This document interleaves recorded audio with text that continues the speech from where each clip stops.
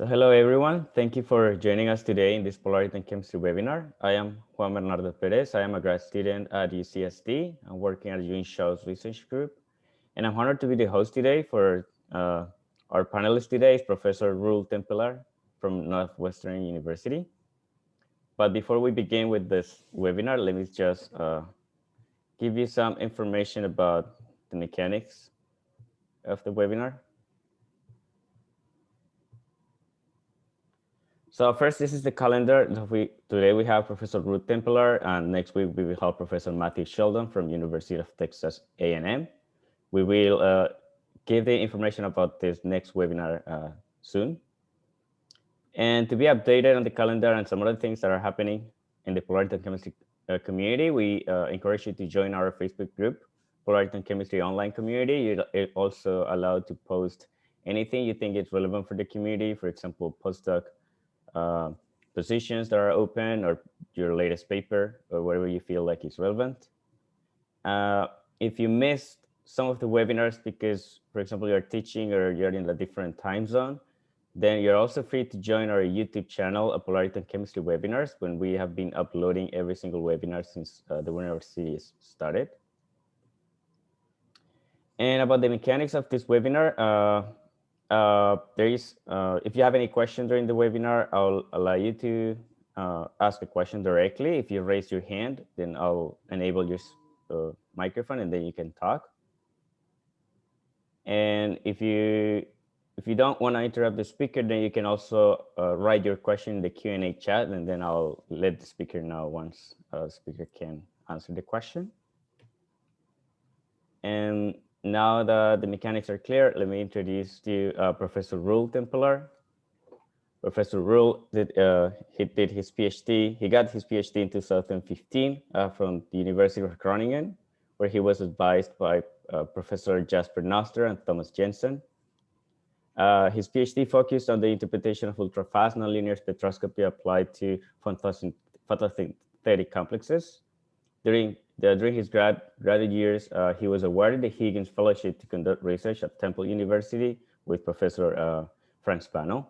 And he participated in the development of quantum theories of baryonically coupled systems. And for his postdoc studies, he moved to Columbia University to work on singlet fission in the group of David Richmond, for which he received the Rubicon Grant from the Dutch Research Council. And he started as an assistant professor at Northwestern University in January 2020. And then this is Professor Roel Tempelaar, and then you can start the webinar now. Thank you. All right, Juan, thanks a lot for the introduction. And let me first try and share my screen. Okay, let me know if you can see this. Looks good? Yes, it looks good. Perfect, thank you very much. Yeah, so thanks again for the introduction. Also thanks to the organizers, Joel and Y, for inviting me to present at this webinar series. And I'm not the first one to say that I've very much enjoyed the past editions of this webinar. And I've learned a lot. I think the start of the webinar was very timely with, of course, the pandemic happening and really utilizing the technology that we have now to teach each other and learn from each other. And so I hope to contribute a little bit to that by presenting about some recent work coming out of my really young research group. And so even though on my resume I will write down that I presented at UCSD. Let's see. Of course, right now I'm at Northwestern in my office. As a matter of fact, I'm right here in this building. And so I think it's great that we now have the opportunity to just sort of be here, but I guess present to people that may be all over the world. But I also wanted to point out that if you happen to be in the neighborhood, feel free to swing by and knock on my door.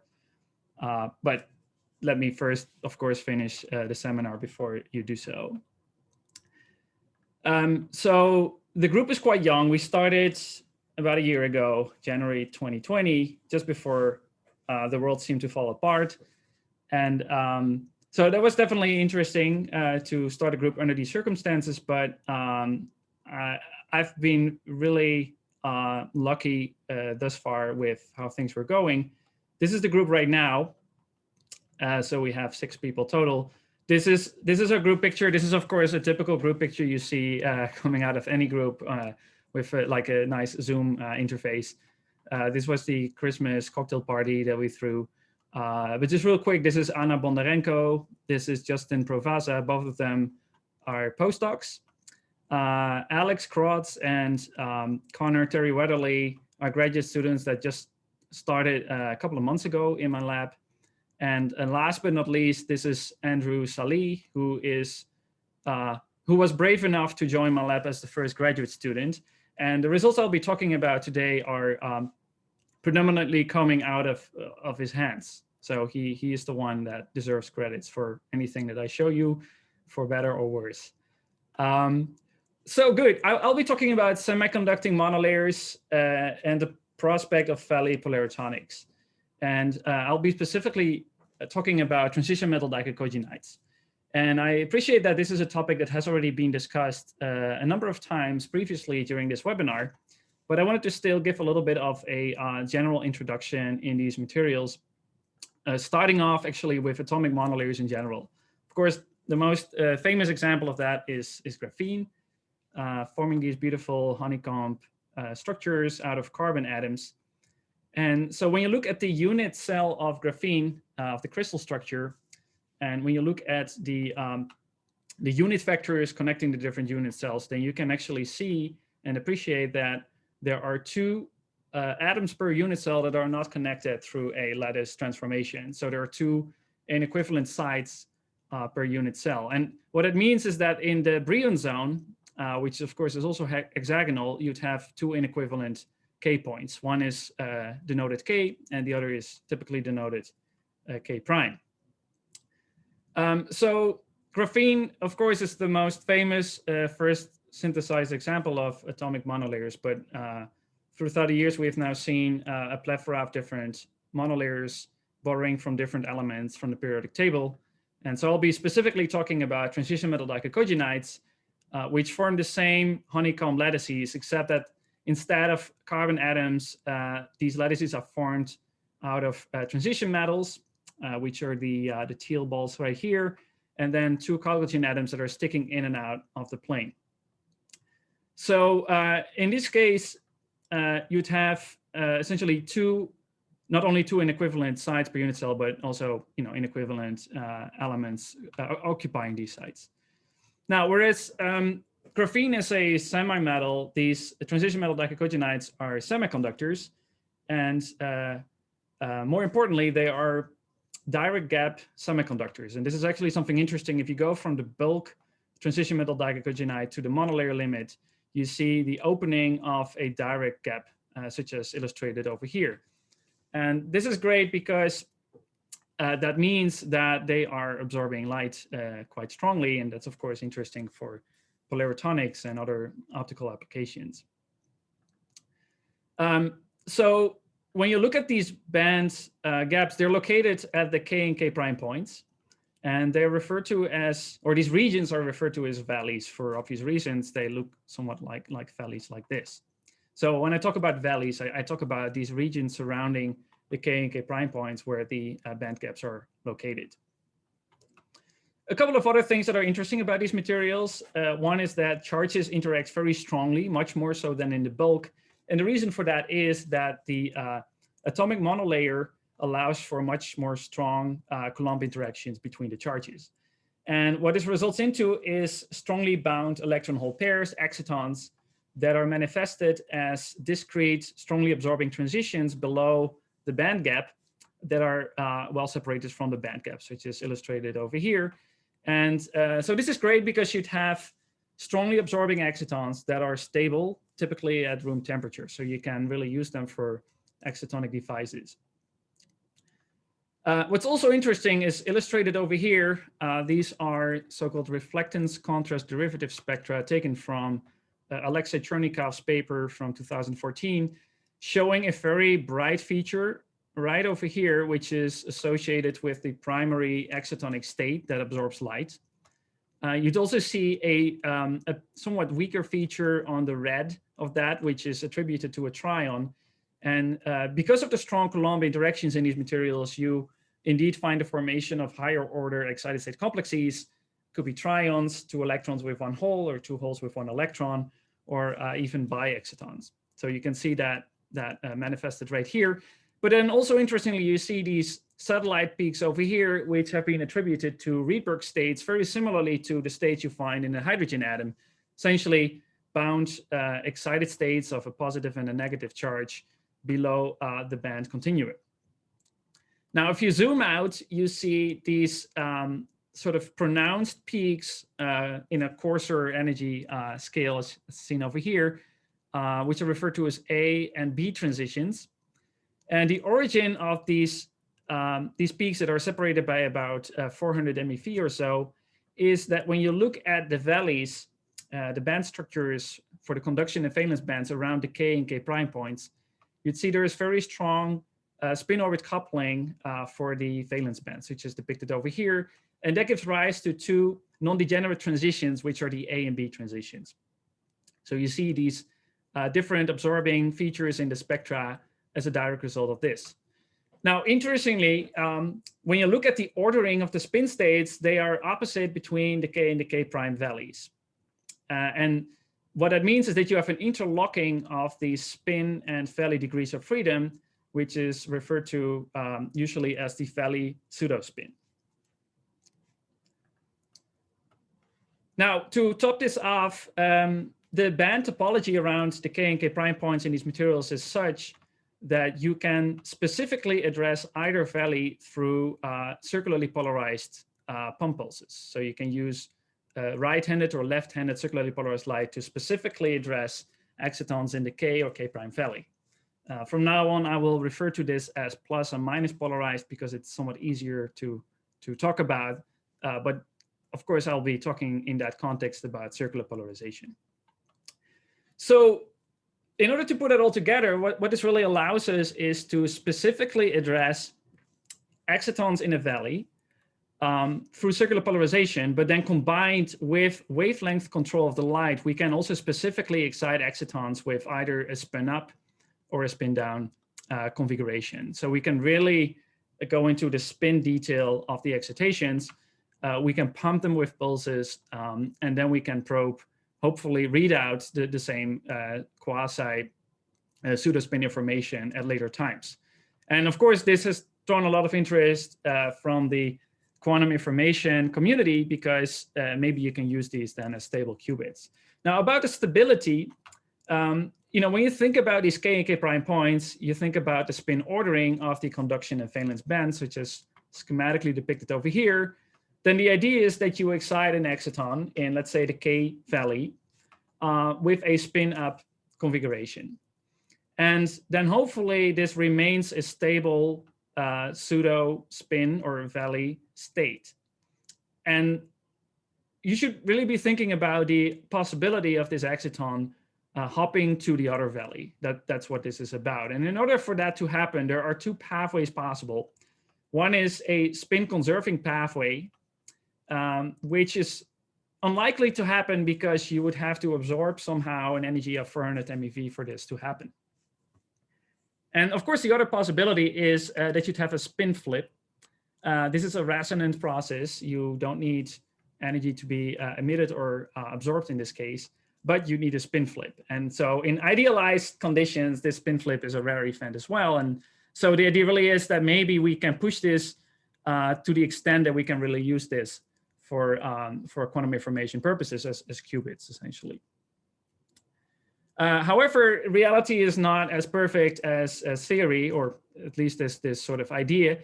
These are some measurements that have been reported for what I refer to as valley polarization.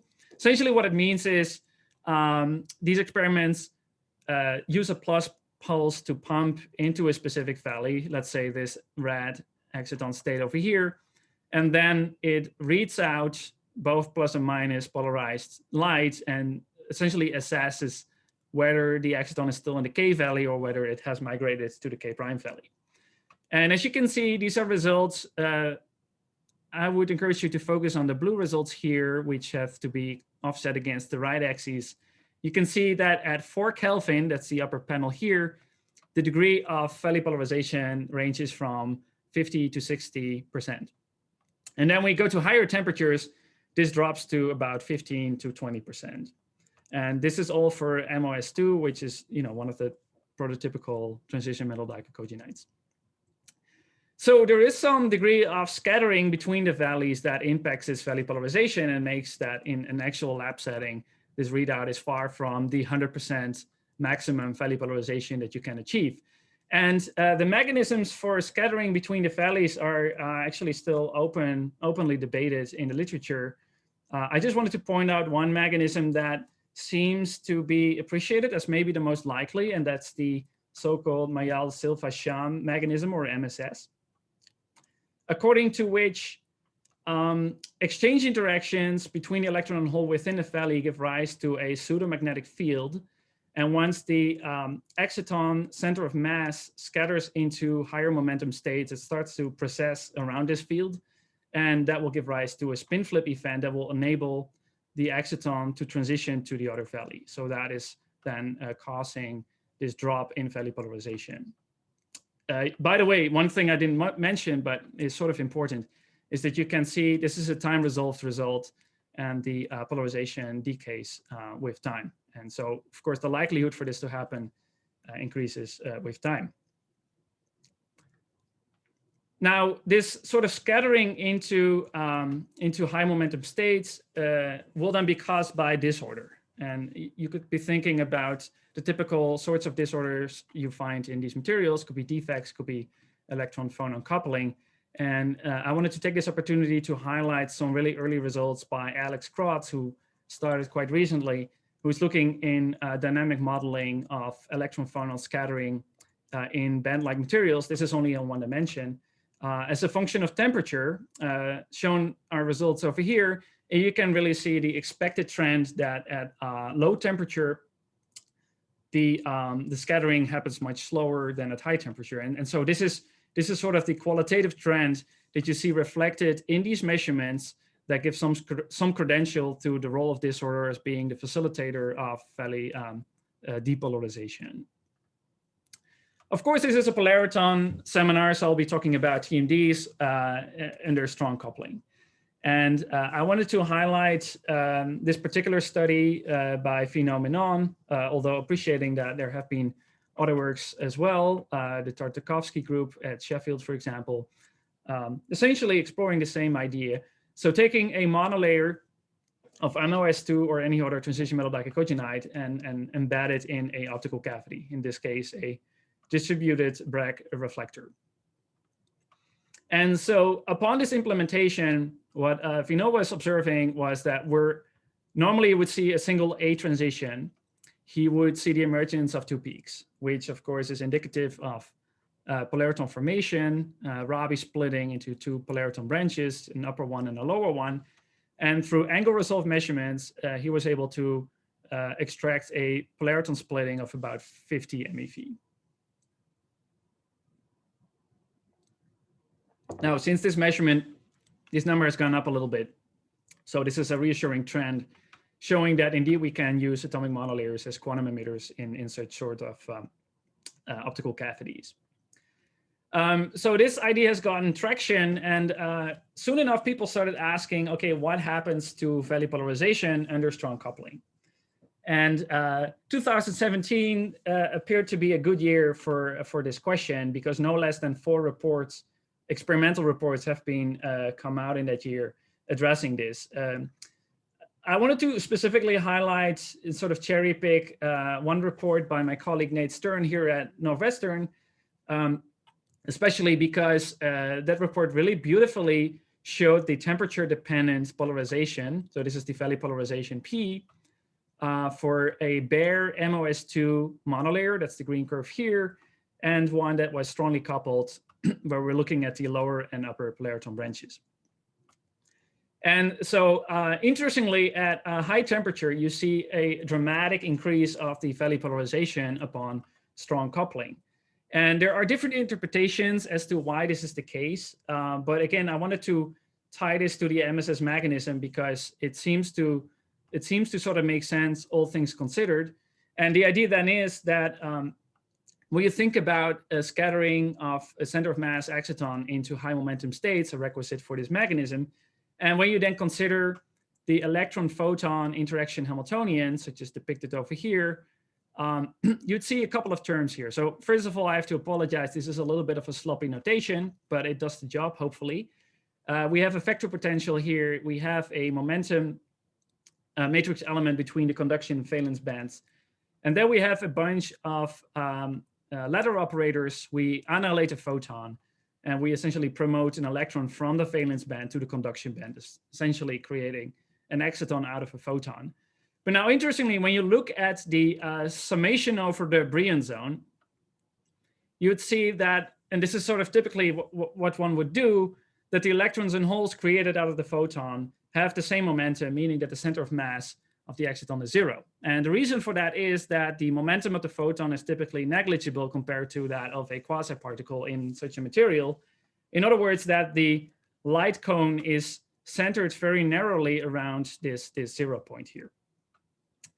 And so what this means is that the polariton state that you're forming really favors excitonic contributions that are really close to this 0 point where the field lines are really weak. So in that sense, you could say that it inhibits the scattering upon disorder of the center of mass of the exciton into high momentum states by selectively coupling to small momentum states through this polariton formation.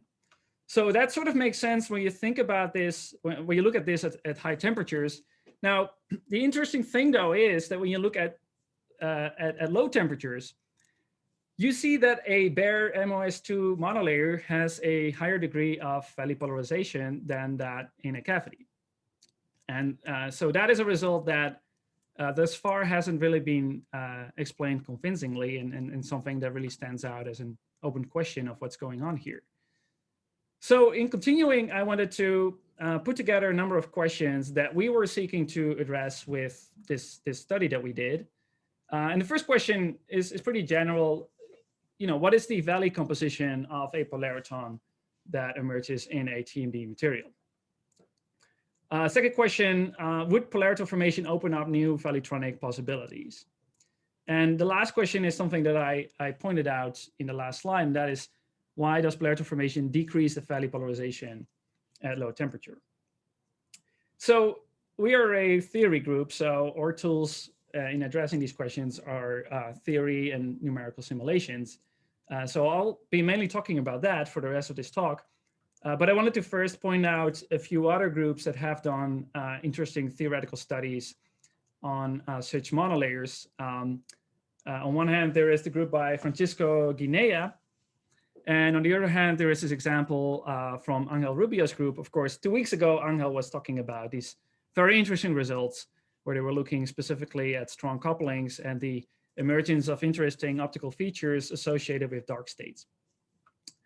This study actually provides little microscopic detail for as much as the material is concerned, but interestingly, they use a plus and minus polarized optical basis to look into the effects that are coming up here. So in a way, our model is a little bit of a marriage between these two models.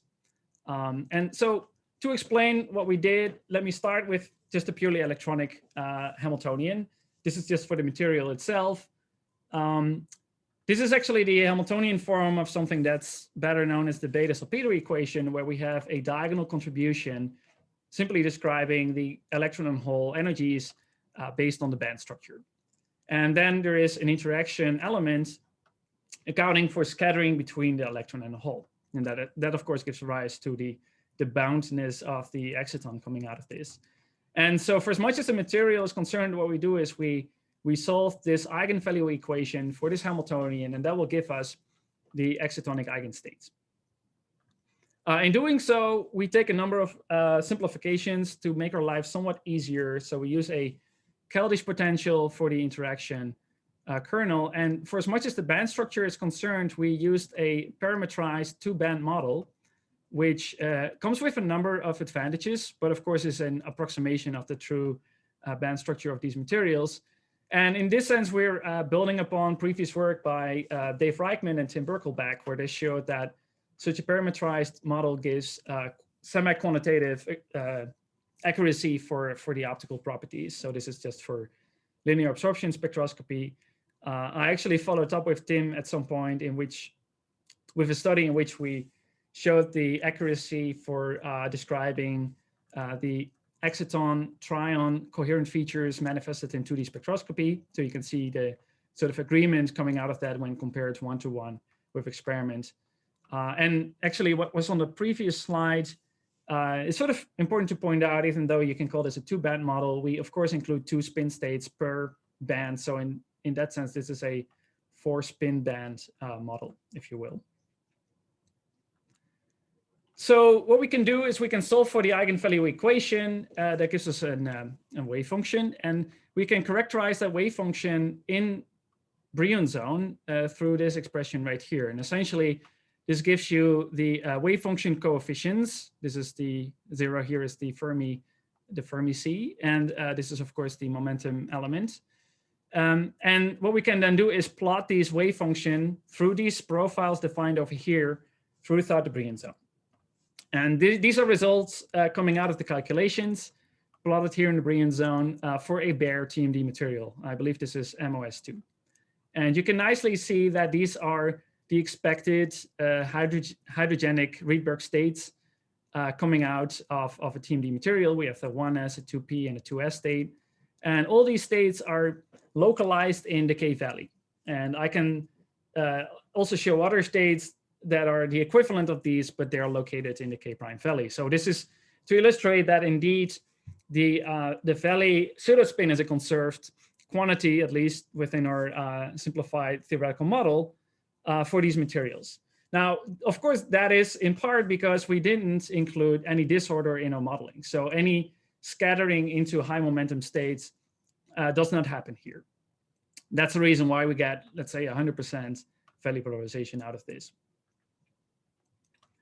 So now, of course, what we want to do is put these materials inside cavities. And of course, we take a very simple Fabry-Perot setup for this. Now, importantly, though, similarly to Francisco Guinea, we use a circularly polarized photon basis within, let's say, the XY plane of the cavity and the monolayer. So we have a plus and a minus polarized component. And then, of course, we need to generalize the electron-photon interaction element for these polarizations. So we have a sum over sigma. We have a vector potential associated with plus or minus polarized light. We have an associated momentum matrix element. And then, of course, we also have a polarization dependency on the ladder operators for the photon.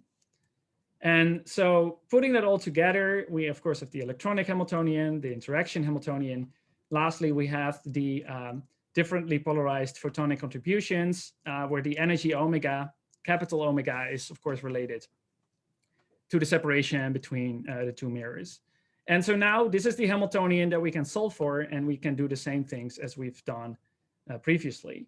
So in order to go to the results, I wanted to essentially look at these graphs, and they're very similar to what Angel Rubio was showing 2 weeks ago, where we look at the optical response of the strongly coupled system, where omega is the optical frequency, as a function of the cavity mode, capital omega. So you get a two-dimensional heat map here, where these features, these horizontal stripes in this case, are essentially the absorption features.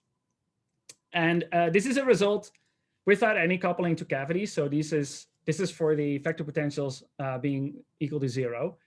And as expected, you don't see any sort of dispersion of the eigenstates of the material, even if they cross the light line, which is the diagonal over here. And this also serves to, again, illustrate the composition of the eigenstates coming out of this, which, as you'll see now, are composed of either K or K prime localized variants, and each of them are degenerate.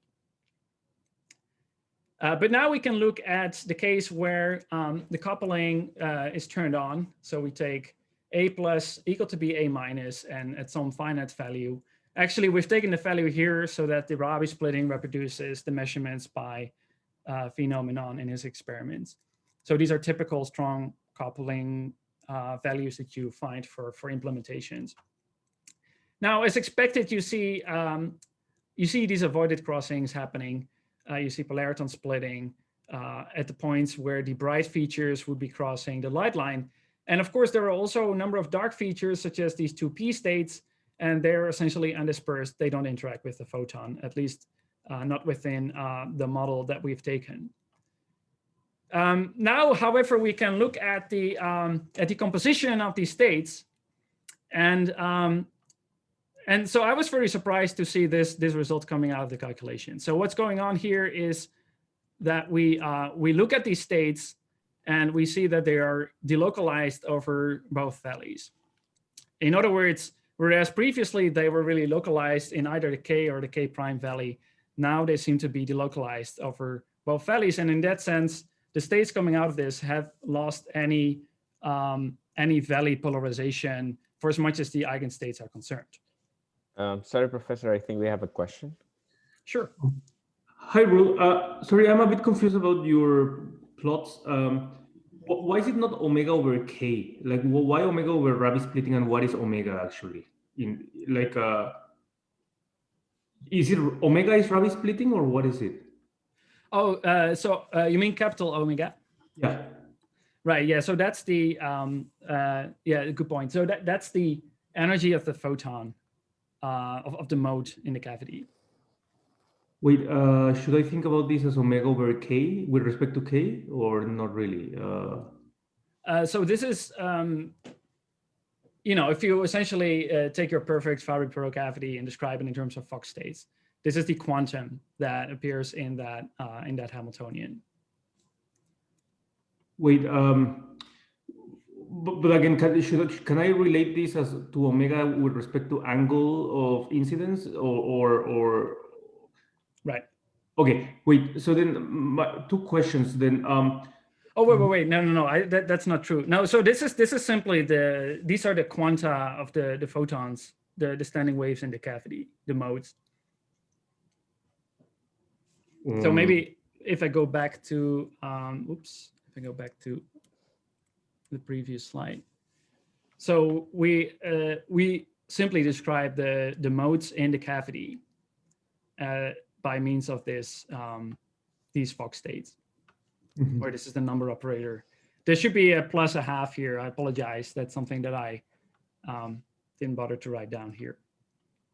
Wait, the sigmas are the K modes, the K modes of the photon. So the so the sigmas are the plus and minus polarized components of the photon. Okay, so I guess this is where I'm a bit confused. Okay, so do you have T and TM modes of the cavity, or you only have a single mode approximation?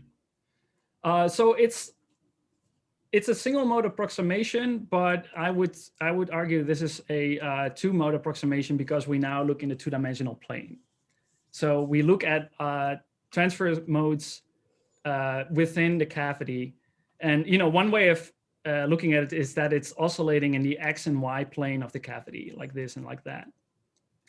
So you could, in that sense, use an X and Y basis for the photons here. But sorry, I'm a bit confused. Why are you not considering all the K modes of the photons? Why is it not important to consider the K modes? I'm not sure if I understand what you mean by K modes. Well, basically, there is in plane K wave vectors of the. So for every angle of excitation of the Fabry-Perot cavity, you have those photon modes characterized by a given K, and each of them can be T or TM. So where is that information? I'm a bit confused about that here. Yeah, okay, so we only consider modes that are, so we only consider electromagnetic waves that are propagating exactly perpendicular Okay, to either the mirror. So we have two components. You can think about this as like an X and Y plane in the plane of the TMD and the mirrors. So we have two components, X and Y. We just rotate the basis so that we turn it into into circularly polarized components. Okay, so then based on that, so if you don't mind, can you go to the next slide again? Yes. So again, it's omega versus big omega. So can you tell us experimentally what is this corresponding to? Right. So this is essentially, I mean, experimentally. I'm normally used to omega versus k, which is k being the wave vector of the photon or the angle of excitation. So what is omega versus big omega? Right. So this is the representation that Angel Rubio also used, where essentially you take the angle to be 0, I guess, depending on your frame of reference. Yeah. And instead you vary the mode quantum, or the mode frequency, if you will, by, of course, varying the distance between the mirrors. Okay. And so small omega is what would be the spectral frequency used to record the spectra coming out of your system. So this could be, let's say, I mean, you could do that with absorption, I guess, in a Fino's experiment. These were photoluminescence, so this would be the photoluminescence photons. I see. So right. All you're saying now is that each of these modes mixes the two valleys upon coupling. Exactly. Okay. Right. Yeah, and thanks for asking, because I realize I've been looking at these figures obviously for a really long time, but yeah, lots of stuff is going on here, obviously. I'm sorry, Professor. There is another question. Oh, sure. Go ahead. Hey, Roel, is your cavity a regular cavity, or is it a Chiral cavity here? Yeah, that's a good question. So this cavity is like the simplest Fabry-Perot cavity you could possibly think of. So there's nothing chiral going on for as much as the cavity is concerned. These are just two perfectly reflecting mirrors being parallel. I will, however, talk a little bit about chiral cavities moving forward.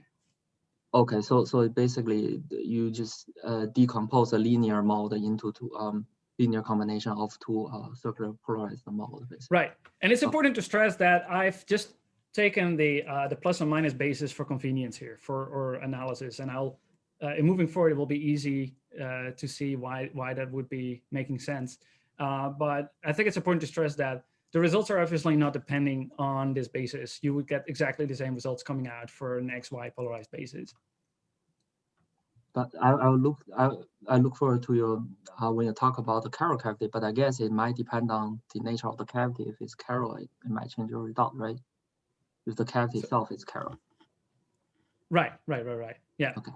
Right. And please interrupt me later on if anything is unclear for as much as chiral cavities are concerned.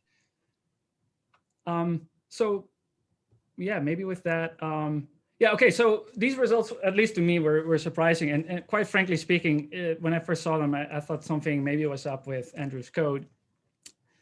Because of course, the whole idea of putting TMDs in cavities is that we can hopefully promote and improve upon the valley polarization. Now here, what we see is instead you get eigenstates coming out of this, where any notion of valley polarization is completely lost. Now, when you look closely, you can actually see that the states are now organized in symmetric and antisymmetric superpositions for each of the polariton branches. And as it turns out, these are actually bonding and anti-bonding states. When you zoom in really closely, you can see there's actually a very small splitting between the two states within a branch, but the splitting is small. So we started to look into this and think about, okay, what is going on here? And to best explain it, it's maybe easiest to start with a simple cavity without, a simple TMD without a cavity, which can be simplified as this scheme here. These are like, state levels, if you will, for the K and K prime localized variants. We have the A transition and the B transition, and we have the associated spin configurations for the involved electrons and holes. And so it's sort of important to appreciate that there is some finite electronic coupling between the two cavities.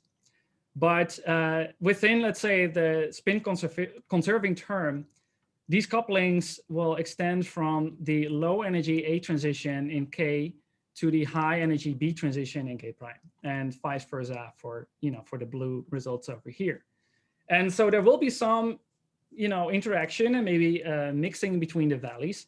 But when you look at the eigenstates coming out of this, you'll find that they're still hugely localized on either this low energy state or on the high energy state because of the about 400 MeV energy difference between the A and B transitions.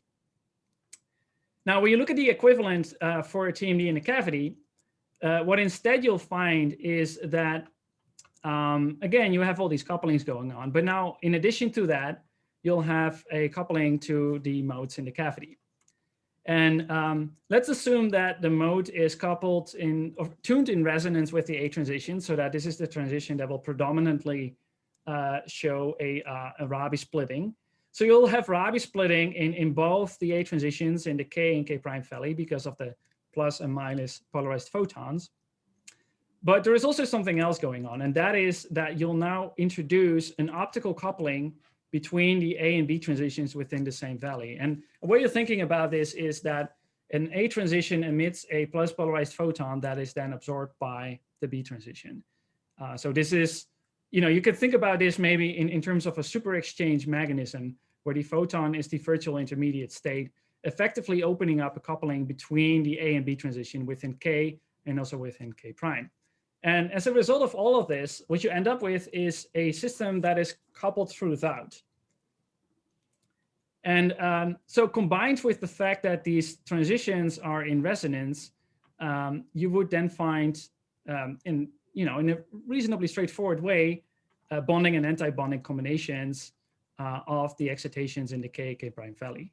So this is the origin, at least to our understanding, of this bonding and anti-bonding formation upon polariton formation in these materials. And of course, when you think about this, what happens if you, let's say, pump in the K valley, you may be pumping in, let's say, the K A transition under, of course, strong coupling to a cavity. What you would be doing is inducing Rabi oscillations between the two valleys. And this is not something I think is too shocking. This would be happening in any coupled system. And this is something that we could also show numerically quite easily. So these are time-dependent valley polarization simulations where we, let's say, pump with a plus pulse and then we probe with a plus pulse. And so what you can see here, first of all, we have results here in the red, which are uncoupled TMDs. And you can see a almost perfect valley polarization happening here because of the absence of disorder. But once you turn on the cavity coupling, you start seeing these beatings that are sort of represented right here. And so when you sort of start digging in the open quantum system literature and you think about like coherent couplings between different states, and then you start thinking about the role of disorder, phonons, and other dephasing effects, then the scenario that comes out of this is that sort of throughout this process of coherent beating between valleys, disorder will act to dephase this state. And upon that, any prior information, for as much as the initial pulse, pump pulse is concerned, is completely lost. So this is then a true valley relaxation pathway. And so this is a valley relaxation pathway that sort of comes out of these results that is induced entirely by the polariton formation. So I wanted to talk a little bit about the role of disorder in this story, because as it turns out, it's actually quite interesting. Because this schematic that I've shown on the previous slide is, of course, relying on the fact that these transitions are fully in resonance. And of course, once there is disorder in the material, you'll see a breaking of these sorts of resonances too. So something that may happen, for example, is that the A transition in the K prime valley may become lower in energy. And of course, when you look at the eigenstates, you'll find a localization onto that lower eigenstate. In other words, you'll see that the states reassume their valley polarization or their valley character, if you will, to some extent. So of course, at the same time, we know that disorder opens up this scattering into finite momentum states that is responsible for the MSS mechanism through valley relaxation. And of course, that is inhibited in the weak disorder regime. And so lastly, if we then appreciate that at low temperature, disorder is typically weak and high temperature is typically strong, all these things line up reasonably consistently with the results that I showed earlier coming out of Nate Stern's lab. Namely, what this seems to signify is that at high temperature, you would have strong disorder, you would have strong scattering of the center of mass of the exciton into high momentum states, you would have strong valley relaxation through the MSS mechanism that is intrinsic to the TMD material. And then upon strong coupling, you would inhibit that by forcing the excitonic states to have a small momentum, and you would see an enhancement in the valley polarization, such as shown over here. However, if you go to low temperature, this MSS mechanism is much weaker. You would have a much better resonance between these levels, and through polariton formation, you would instead be opening up the polariton channel. So this is by no means the final word about what is going on here, but this is just to illustrate that this really emerges as a consistent explanation for these trends observed in these measurements. So this will be very interesting, I think, to follow up on. Now, for the remainder of this talk, I wanted to discuss some sort of follow-up results coming out of this. And this was really inspired by the idea that with the introduction of disorder, you will find a localization of the eigenstates, and through which the polariton states will reassume a valley character, and thereby, hopefully we'll have an enhanced valley polarization. And so, of course, one way of achieving this is through introduction of disorder, but we have already seen that disorder will open up the MSS mechanism, and that will be detrimental for valley polarization. So we start to think about other ways in which we maybe can break this resonance between the A transitions within the K and K prime valleys. And so we started thinking, okay, there's disorder on one hand. Maybe we can use polaritonics to actually do this without introducing disorder. And so something that we started thinking about is that maybe if we only have, let's say, minus polarized photons in the cavity, if somehow we can realize that, then we would have a specific Rabi splitting of the A transition in the K prime valley. And so this would lower and or higher the A transition into two polariton branches, which will have the same effect as lowering this transition through disorder and impurities in your material. And so what this would require is a cavity or some other means to have unequal vector potentials for plus and minus polarized light. And so this ties into this topic of chiral polaritonics, chiral cavities, that Wei was also asking about, which I think is immensely interesting and is deservedly receiving some increased attention since the last year. I wanted to highlight a number of papers that actually discuss this in one way or another. This is a very interesting paper from 2015 discussing chiral mirrors. So we're not talking about cavities here, but of course, mirrors are the requisite for cavities. So this is something worth checking out. I won't discuss it in detail in view of time, but I wanted to point it out nonetheless. This is really interesting paper that just came out, I believe, late 2020, where they found, where they discussed mirrors that have these sort of chiral reflecting properties depending on the temperature. Of course, this paper coming out of Angel Rubio's group, he highlighted it in his talk. Henrik Koch also discussed it briefly in his talk. Is worth checking out. It's very interesting. I think these ideas are really picking up steam and will enable us to do some really interesting things, such as what I will discuss in the next couple of slides. The last thing I wanted to point out in this context is a paper that comes out of a completely different community, and I just stumbled upon this by accident. This is by Vince Fusco from Belfast, And so he is an electrical engineer, but also interested in circularly polarized Fabry-Perot cavities. Interestingly, the motivation is quite different. They're mainly interested in communication, specifically with satellites and optical signals and so on, and use cavities for these purposes. But I think the interesting thing is that these concepts line up really nicely with what we're trying to do in the physics and chemistry communities. So these are results coming out of our calculations for a chiral cavity. So what we do is we just set one of these vector potentials to 0. We're theorists. We can do it quite easily without too much hassle. Of course, how to implement it in the lab is a whole different story.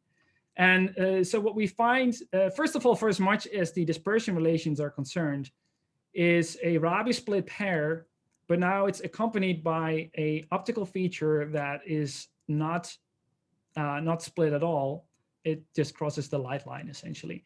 And so when we now start analyzing the polariton eigenstates in terms of the excitonic composition, you can see, thankfully, that the valley-localized excitonic compositions are reassumed completely. So we now have we have a Rabi split pair involving the K localized excitons, and this is because we apply a plus polarized vector potential here. And then for the K prime valley, we still have an interspersed feature. We actually, when we were on the review, we got a question from the referee saying like, well, isn't this a trivial result? And maybe it is, but one thing you have to appreciate, and let me actually go back a little bit, and that is that with, let's say, the omission of a photon on this left side with, let's say, setting a vector potential of one of the handedness to 0, we still, in essence, have a fully coupled system, right? Because we still have the inter-valley couplings. We still have the photonic coupling here. So it's not as trivial as you may think it is, although, it sort of makes sense when you think about it nonetheless. Okay, so this is great because it means that you can now engineer polaritons that have this valley pseudospin contained in them quite easily, at least in theory. Now, of course, we're open to like realities in the lab and implementations and so on. So we're thinking maybe you can come up with a cavity that has an asymmetry between plus and minus, but minus not being equal to 0. Maybe it's a half times plus or something like that. So this is a typical result, or a specific result that we looked at where A minus is a half A plus. And what we now found was, again, I think really interesting. We find 2 Rabi split pairs with unequal Rabi splitting. So there are now 4 branches in total, 2 upper polariton branches, 2 lower polariton branches. And when you look again at the composition in terms of the excitonic states, you see, again, fully valley localized states over here.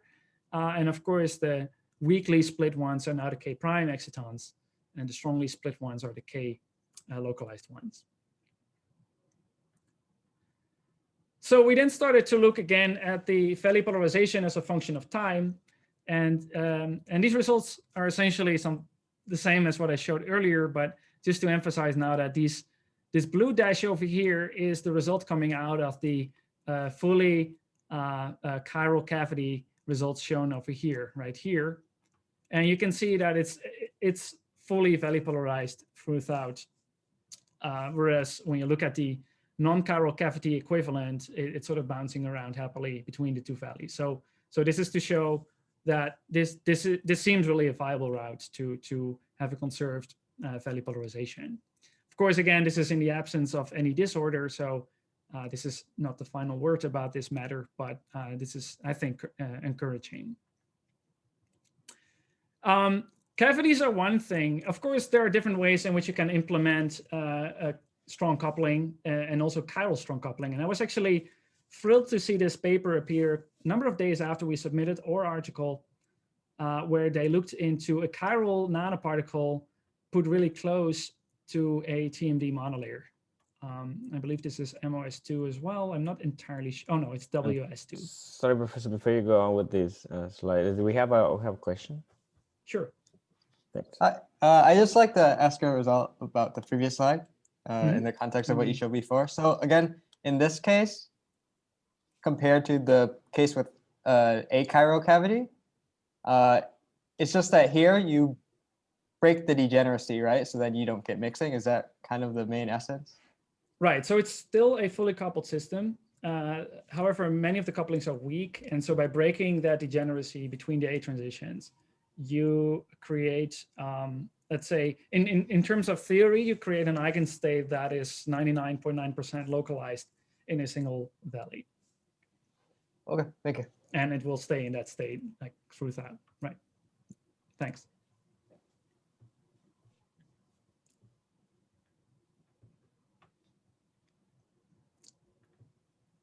So yeah, okay. So these results, you know, they're not a chiral cavity, but these are results that have been reported. So this is definitely experimentally feasible. Looking at a chiral nanoparticle put really close to a monolayer, and upon doing that, they observed something that seems to be entirely consistent with what I was just talking about. Namely, upon putting the chiral particle there, you see an immense increase in the valley polarization. You can see it really nicely here. This is a comparative result. The valley polarization increased by about a factor of 2 upon putting the chiral particle there. I should add one word of caution here because this was attributed to a Purcell effect rather than strong coupling effects. But I think at very least it's reassuring that these ideas seem to hold water to some extent. So the last thing I wanted to talk about is something that I think is also somewhat exciting and sort of a manifestation or a result, sorry, a consequence of the results that we have already shown more or less. And that is when you look at the dispersions over here, as Roel already asked me, and you know, in addressing his question. So this y-axis is essentially the spectral axis that you would be probing with spectroscopy if you were to excite or read out states in your material. And so for a uncoupled TMD monolayer, you would have these features, and each of them will be representative of 2 states, one being K localized, the other being K prime localized. And so, of course, through circular polarization, you can then address either the K or the K prime localized excitations. But for as much as wavelength selectivity is concerned, they will be degenerate. And so in that context, it's very interesting to look again at these results coming out of the chiral cavity, and then to some extent also the partly chiral cavity, in that you now see a splitting in frequency between the states localized in the K prime valley and those located in the K valley. And so what this enables you is sort of illustrated here. This is essentially a slice through along the vertical axis. The dashed black line here is for a bare TMD, and the red curve, which runs like this, is a little difficult to see because there's too much going on here, but has a peak here, and there. And so now you can see indeed that in frequency, these states are sort of shifted selectively for certain values. And this, in essence, enables one to address a valley pseudospin through wavelength selectivity only. So you don't need chiral light in order to address these values. So yeah, this is what I would call a polariton-induced chiral Stark effect. We've seen previously reports with just strong pulses and chiral pulses and sort of achieving the same result, but now you can essentially do it in the dark. And I think this is exciting because it essentially increases the vocabulary with which we can pump into and read out these valley pseudospin states through optical means. So I completely lost track of the time, but I think I've pretty much burned through all the material I prepared for this talk. And I wanted to close by summarizing what I think are some of the major or the most important results maybe coming out of this. First being that polariton formation, according to our modeling, opens a new valley relaxation pathway, which sort of complements the intrinsic TMD pathway, such as the MSS mechanism, and that this pathway is expected to be particularly effective at low temperature. And this, of course, being consistent with the measurements that Nate Stern has discussed in his 2017 manuscript. However, this pathway can be suppressed quite effectively through chiral polaritonics. And so that really seems to stand out as a way to get the benefit of polaritonics without having to deal with the disadvantages, and really to elevate valley polarization degrees using strong coupling. And the last point is what I just talked about, that with chiral polaritonics, you in principle will be able to wavelength selectively address the valley pseudospin, which is, I think, fundamentally interesting, but maybe also has some implementation prospects that come with it. So yeah, if any of this sounds interesting to you, please check out this manuscript that we published about a month ago. The first manuscript coming out of the lab, so that's always a little bit of a special thing. And with that, I want to thank you very much for your attention, and I will be very happy to answer any further questions you may have. Thank you very much, Professor. We do have questions. Professor Blake Sinkins, you can talk now.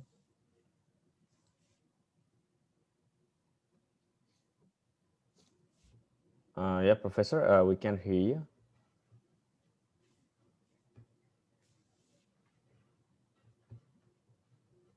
There we go. Can you hear me now? Yes, yes. Okay, great. Yeah, great talk, and particularly the, I guess, valley polarization mixing that occurs, the valley insensitivity in the regular Fabry-Perot. My question is this: since you essentially tune the cavity by varying the mirror separation, and that's how you arrive at your dispersion, is your treatment insensitive to scattering into other higher K or lower K states? So typically in-plane momentum is plotted along the X direction, and scattering has been observed, which will cause polaritonic excitations to decay along the in-plane vector space toward K equals 0. Is your treatment insensitive to those processes? So just making sure I fully understand what you're talking about. So is that the momentum of the exciton? The momentum of the polariton. Okay, right. And that is in the XY direction, right? Yes. Right. So okay, let me try to address this, and maybe we should follow up. But so everything that I've shown is within an overall 0 momentum state, Right. Meaning that the momentum of the photon plus the momentum of the exciton is always 0. And so any scattering into other momentum states would require the introduction of disorder of some sort, maybe phonons. And so for as much as that would be a consequence of any of that, that would by definition not be included in our model. I see, I understand. Yes, so it's not included, but it doesn't matter because it would require an increase in energy. And you're not considering excitation at higher in-plane momentums. Okay. Right, yeah. Okay, so now Professor Roel, and after that, Arun Devnath. Hi, Roel. Very nice talk, very clear.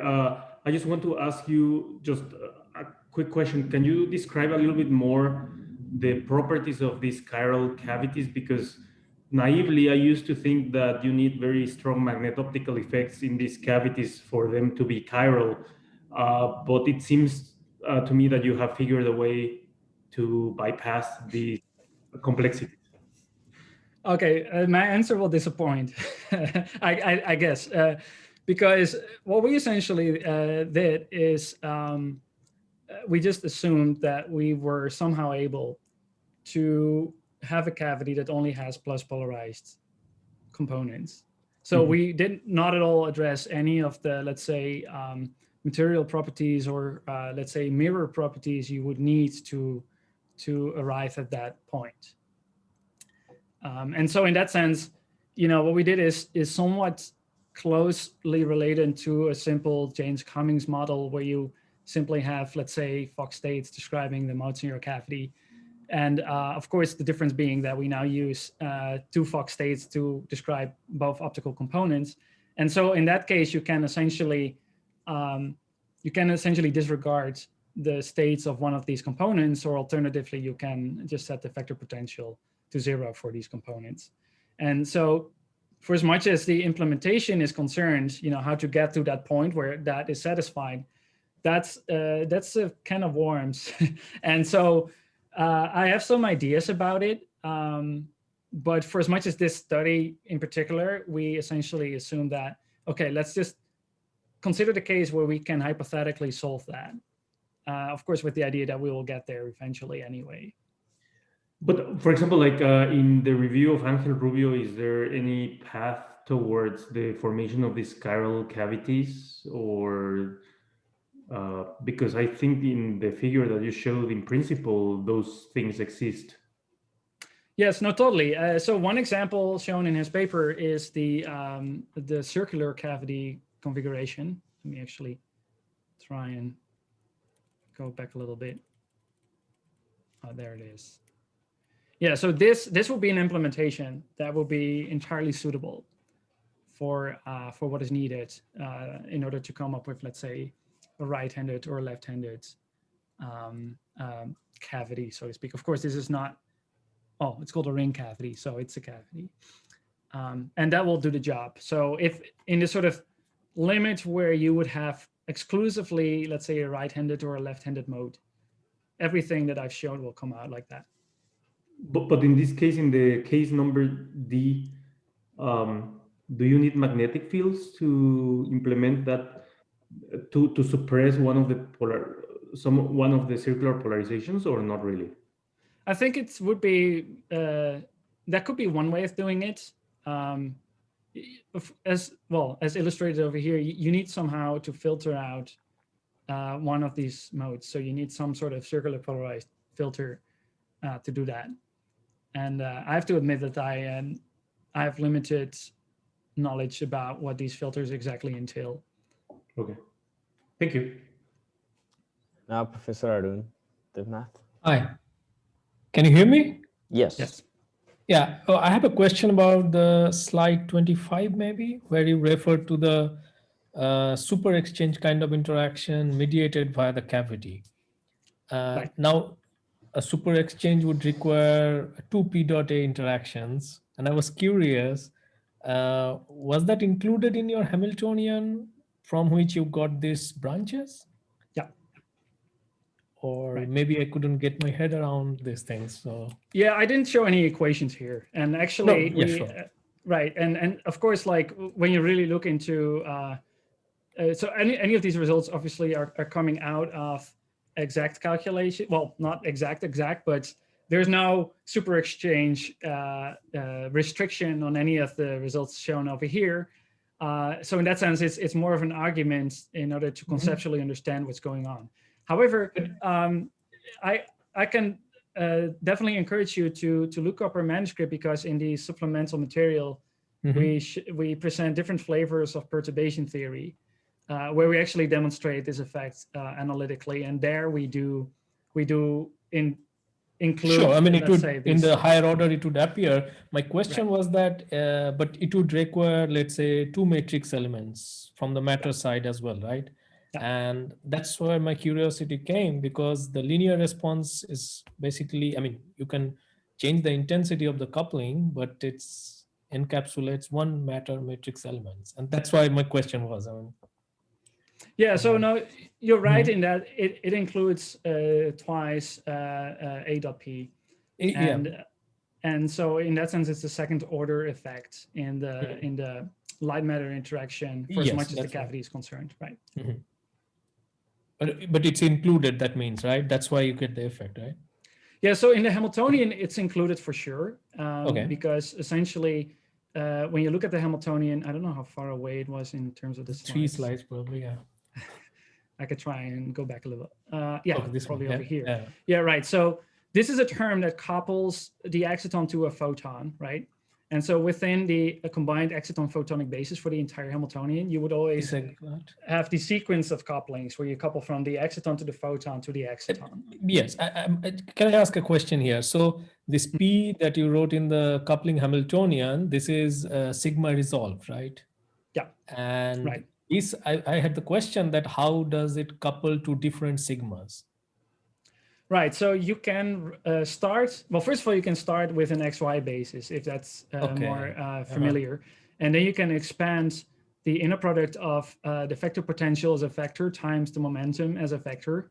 Gotcha. And if you write it out, you can either expand it into like AX, PX, but you can also expand it in an A sigma, P sigma. Okay, thanks. Yep. Okay, it seems like that would be all for today's questions. So thank you again, Professor Roel Tempelaar, for coming and be panelist of our webinar. Thank you for inviting.